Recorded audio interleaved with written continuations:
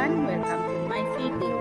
Pada video kali ini saya akan memaparkan tugas dari refleksi 1 latihan mandiri dari program Guru Semangat 2 gelombang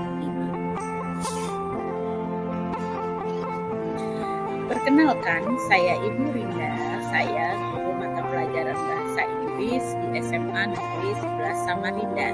Jangan lupa untuk selalu stay positif, stay happy, and stay healthy. Selamat mengikuti.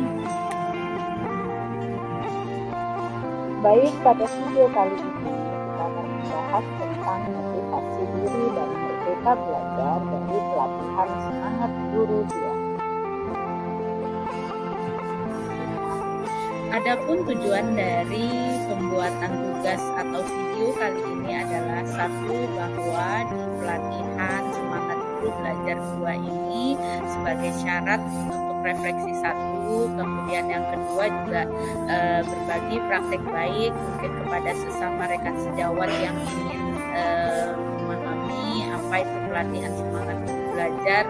Yang ketiga adalah sebagai motivasi dan semangat belajar sebagai guru yang harus terus meningkatkan kompetensi. Dan yang keempat adalah pembelajaran dari refleksi diri ketika saya sedang mempelajari materi-materi pada topik 1 ini, yaitu motivasi dan merdeka belajar. 3 pertanyaan yang akan saya ulas pada video kali ini. Pertanyaan pertama adalah, apa hal baru yang Anda pelajari tentang motivasi dan merdeka belajar? Pertanyaan kedua, bagaimana lembar aksi 1 membantu Anda untuk melatih motivasi? Yang ketiga, pertanyaannya adalah, apa tips Anda untuk para pengajar mengelola motivasi dan menerapkan merdeka belajar? Untuk pertanyaan yang ke-1, apa hal baru yang Anda pelajari tentang motivasi dan merdeka belajar? Beberapa hal baru yang saya pelajari adalah motivasi, apa itu motivasi, bagaimana kita mengembangkan dan meningkatkan motivasi sebagai guru maupun sebagai murid. Kemudian juga ada itu teori hierarki dari Abraham Maslow, serta bagaimana kita menetapkan tujuan dalam pelaksanaan pembelajaran yang ingin kita capai. Apa itu motivasi? Motivasi adalah bisa kita definisikan menjadi sebuah dorongan dalam diri untuk melakukan serangkaian aktivitas dalam mencapai sebuah tujuan.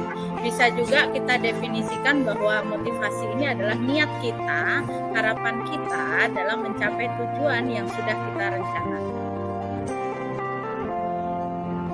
Ada 2 kategori motivasi. Yang pertama yaitu konten.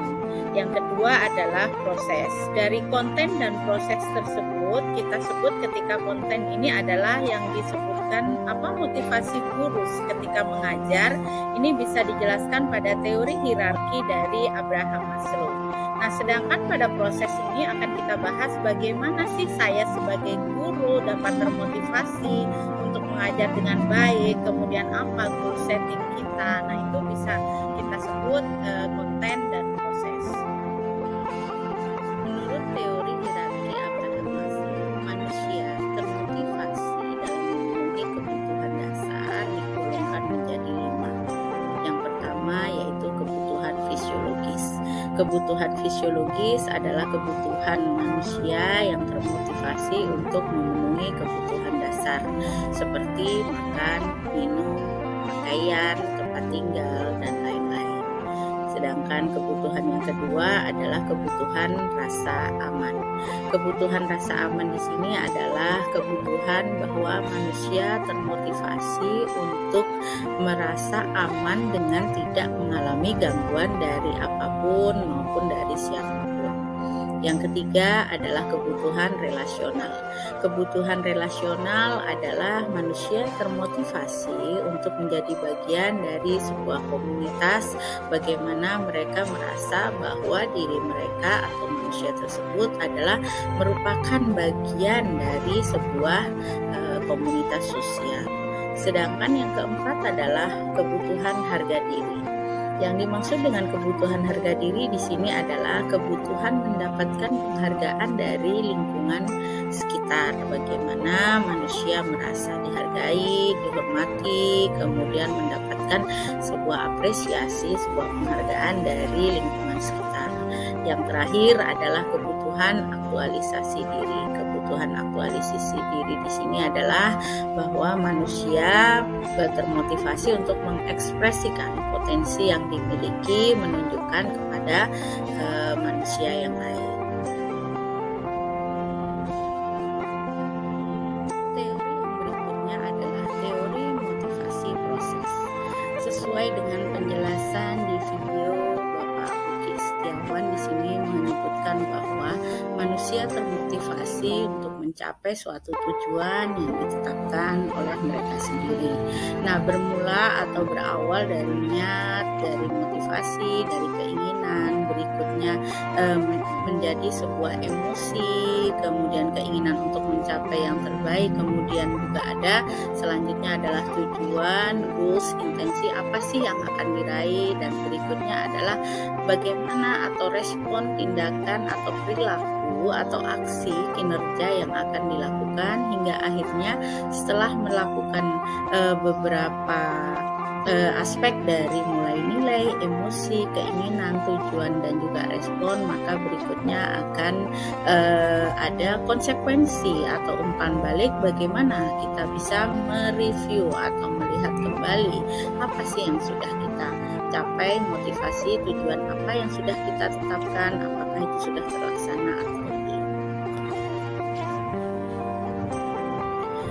Ya, mengapa motivasi itu penting bagi guru maupun bagi murid? Yang pertama adalah bahwa ketika seorang guru ingin mengadakan sebuah pembelajaran dengan jargonnya Merdeka Mengajar dan Merdeka Belajar, otomatis guru tersebut harus punya motivasi yang baik untuk bisa akomodir kebutuhan siswa dalam mengajar maupun belajar secara merdeka.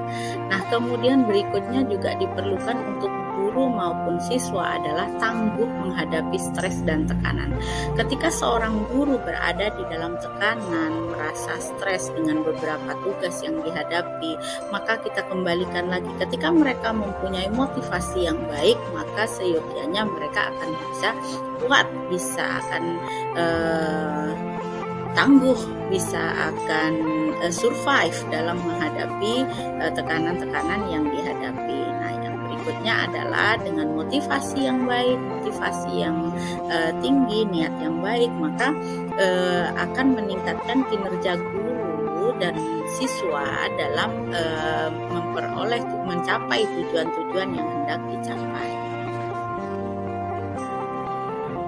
Adapun Merdeka Belajar di sini adalah yang dimaksud dengan Merdeka Belajar adalah di sini bagaimana kita guru memfasilitasi siswa untuk berkomitmen pada tujuan, kemudian bagaimana kita mengajak siswa untuk mandiri dalam cara maupun proses yang mereka hadapi. Nah, kemudian berikutnya akhirnya setelah mereka menghadapi sebuah proses mencapai hasil yang melalui proses tadi, berikutnya mereka akan melakukan refleksi secara berkala, mereka akan melakukan umpan balik, melakukan feedback akan apa yang sudah dilakukan. Bagaimana kita bisa belajar untuk menumbuhkan motivasi guru dan murid? Yang pertama adalah ketika kita selalu berusaha untuk melakukan refleksi ketika mengajar, maka kita akan selalu dapat memetakan kebutuhan diri kita, apa yang sudah baik kita laksanakan dan apa kedepannya yang belum kita laksanakan atau yang perlu kita tingkatkan. Selanjutnya adalah untuk ketika dalam mengajar kita juga bisa menyusun tujuan mengajar yang baik, kemudian juga apa sih strategi yang baik yang akan kita lakukan ketika proses mengajar untuk melakukan umpan balik secara berkelanjutan atau secara kontinu. Kemudian yang kedua adalah refleksi belajar.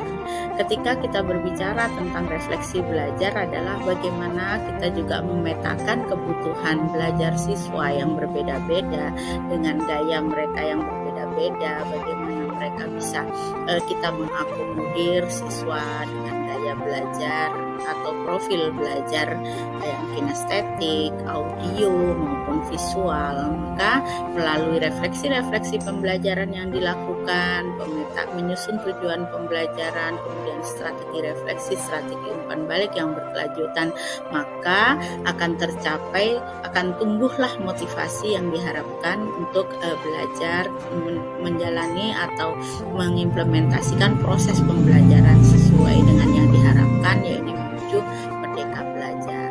Dan yang terakhir, yang ketiga, setelah kita memiliki motivasi, setelah kita merancang atau menyusun tujuan belajar maupun mengajar, kemudian kita juga melaksanakan strategi atau menyusun strategi untuk umpan balik secara berkelanjutan, bagaimana kita bisa termotivasi untuk mengimplementasikan pembelajaran menyenangkan, menarik, inovatif, dan sesuai dengan profil pelajar Pancasila atau sesuai dengan merdeka belajar.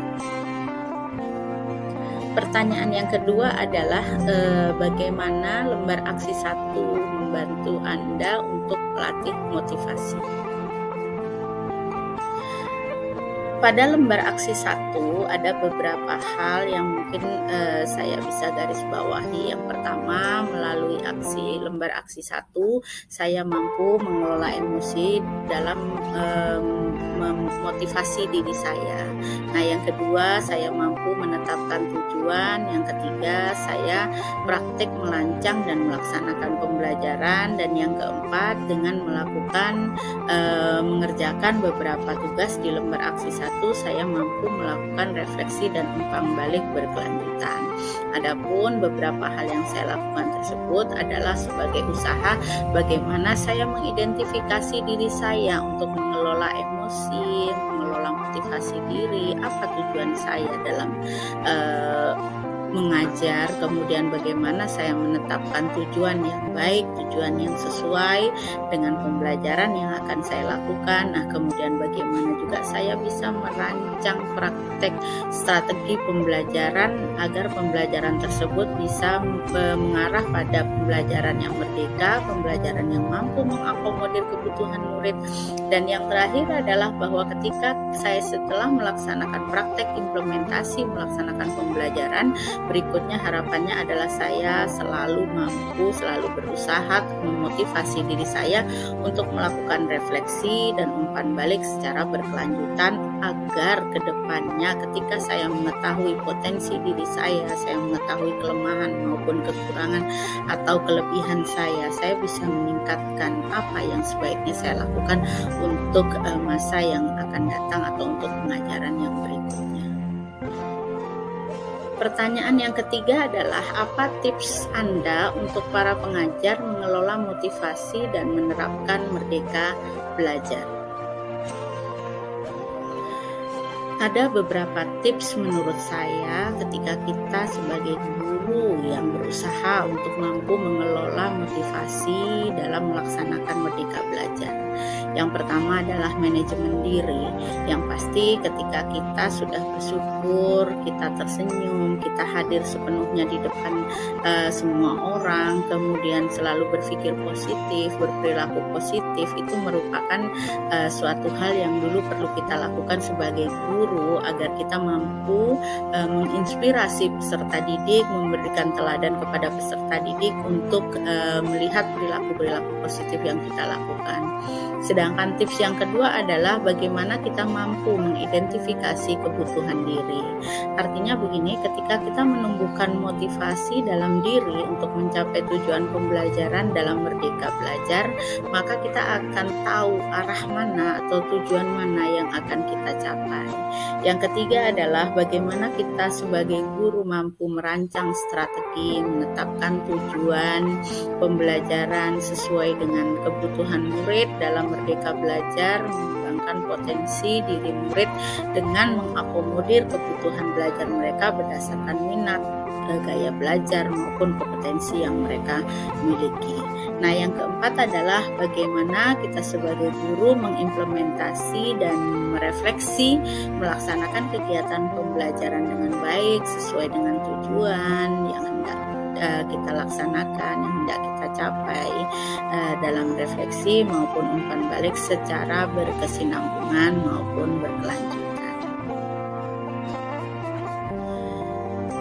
Pada closing statement akhir video ini, saya ingin sedikit memberikan penguatan kepada Bapak Ibu guru di seluruh Nusantara yang mungkin menonton video saya, bahwa kita sebagai guru sangat wajib untuk terus mengembangkan kompetensi diri, potensi diri melalui pelatihan baik online maupun offline dengan fasilitas dari instansi tempat kita mengajar maupun tidak mendapat fasilitas, dengan melakukan aktif untuk mendaftar di beberapa kegiatan untuk mengupgrade kemampuan kita dalam merancang pembelajaran.